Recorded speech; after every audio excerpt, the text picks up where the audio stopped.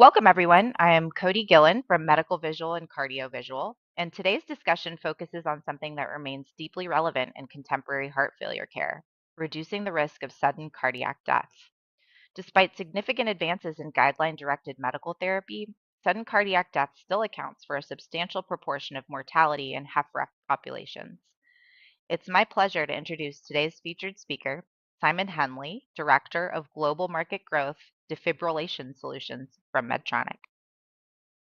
Simon, thank you so much for joining us. Thank you. Hi, everyone. I'm Simon Henley. I've spent 18 years in the cardiac space at Medtronic, and most of that time is focused on patient access. And today, I'm also here as a patient. 6 years ago, I survived an out-of-hospital sudden cardiac arrest while sitting, in fact, at this exact desk. My wife found me and gave me CPR for almost 10 minutes. And today I'm on guideline-directed heart failure medication. And I also have an ICD. And over the past 6 years, I've received 4 life-saving shocks from my ICD for VFib.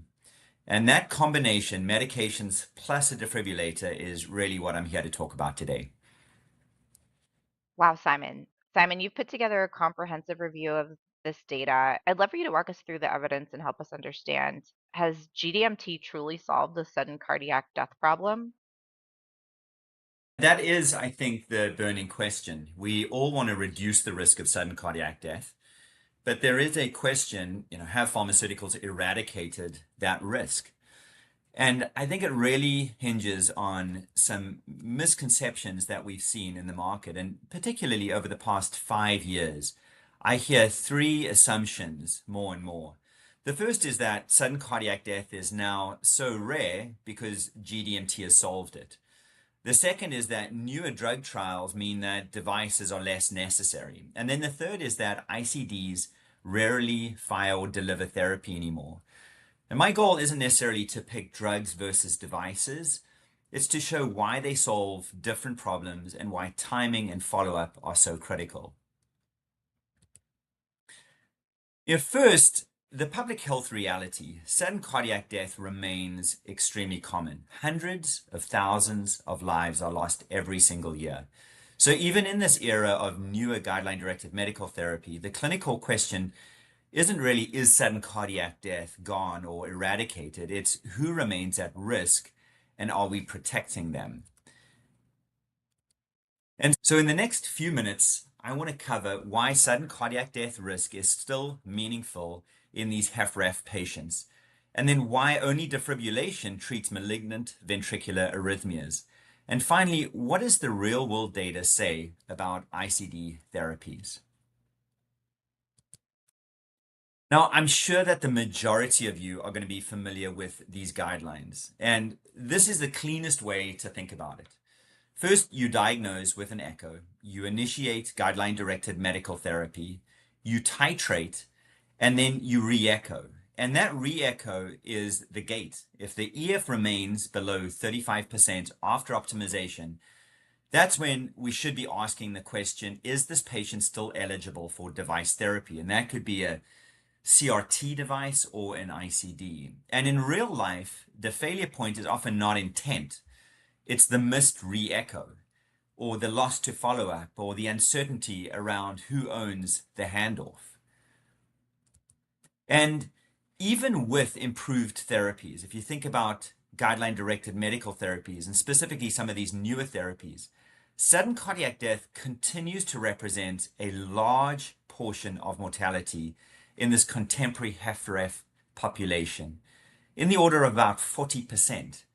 Medication progress is extremely real, but it doesn't or hasn't, in fact, eliminated arrhythmic risk. And so the debate only makes sense if we separate mechanisms. Not all sudden death is the same event. And if we think about it, sudden death isn't a single entity. There are mechanical events related to advanced physiology, and then there are electrical events that are driven by VT or VF. Guideline-directed medical therapy and cardiac resynchronization therapy, CRT, primarily modify the substrate and the trajectory, remodeling, loading conditions, and neurohormonal tone. But an ICD is very different. It's acute. It's on-demand termination of a ventricular tachycardia, and specifically when the mechanism is then electrical. And you can see that the majority of sudden cardiac deaths are the result of ventricular arrhythmias. I know that many of you prescribe Entresto. I'm on Entresto, and it improves outcomes, including the reduce of sudden death, specifically over a period of time. But it's important to be precise. Medications lower the risk. They don't terminate VF or VT when it happens. And there was a sub-analysis of Paradigm HF, which was the pivotal trial for sacubitril valsartan, Entresto. And it highlighted a few very interesting things. The first is that most patients were eligible for ICDs coming into that trial, and only a minority, 15% of patients, in fact, had an ICD. So it really highlights the underpenetration of ICDs. But in those eligible patients that had ICDs, ICD use was associated with a substantially lower sudden death risk, 56% lower risk of sudden cardiac death risk. And the key conclusion that you can see from this analysis is that guideline-directed medical therapy and ICDs are really complementary, likely preventing different forms of sudden death. And another myth that I want to address is that ICDs seldom deliver therapy in this era of modern heart failure medications. So here is a study that was published, in fact, a few months ago in JACC Clinical Electrophysiology. And what it highlighted was a few key things. The authors analyzed over 237,000 ICD patients from 2013 to 2024, so over a 10-year period. 80% of these patients were primary prevention patients and 20% were secondary prevention. And what they found is that 48% of these patients received their first appropriate ICD therapy, whether that was a shock or ATP, anti-tachycardia pacing, within the first 10 years of implant. 45% of primary prevention patients received appropriate ICD therapy within 10 years. So the finding that the first therapy may occur years after implantation is extremely meaningful, and it highlights the fact that absence of therapy does not equate to absence of risk. And I want to repeat that. It highlights that the absence of therapy does not equate to the absence of risk. So despite changes to modern medical therapy that we've seen in that period from 2013 to 2024, there was really no decrease in the rate of appropriate ICD shocks or anti-tachycardia pacing or any therapy over time. And so what this analysis really reinforces, and this was shown here by an accompanying editorial by Dr. Sana El-Khatib titled "The Unequivocal Role of the ICD in Sudden Cardiac Death Prevention," and she highlights a key practical reality. That trial level intensity of guideline-directed medical therapy is often very difficult to reproduce in the real world. Why? Because of tolerability, adherence, cost. She points to real-world registry data showing that only a very small fraction of these HFrEF patients are simultaneously on target doses of these foundational medical therapies. And then here is a separate CareLink analysis. This was presented at ESC in 2023, and this specifically looked at primary prevention ICD patients at the time of their generator change. So typically an ICD will last about 10 years. But these were patients that had had an ICD. They were coming up to a battery replacement, so they needed the generator of that ICD to be replaced.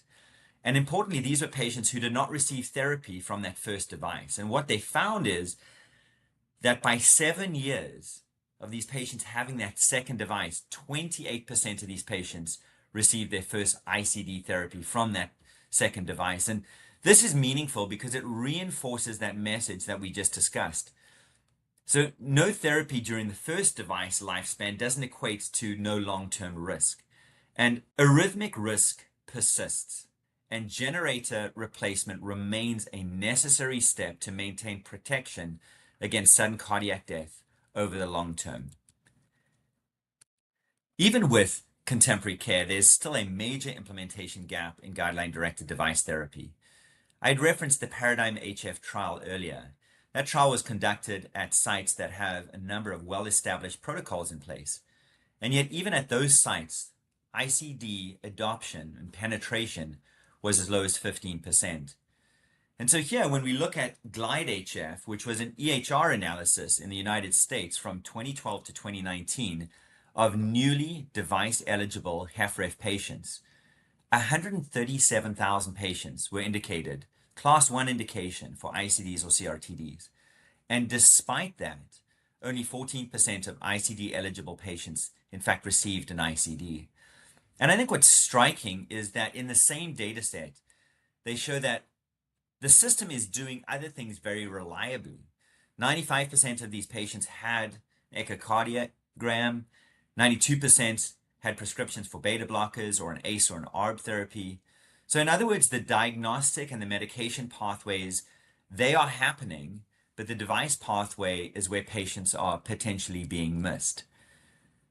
And so I want to talk about just a practical checklist that I think could be helpful.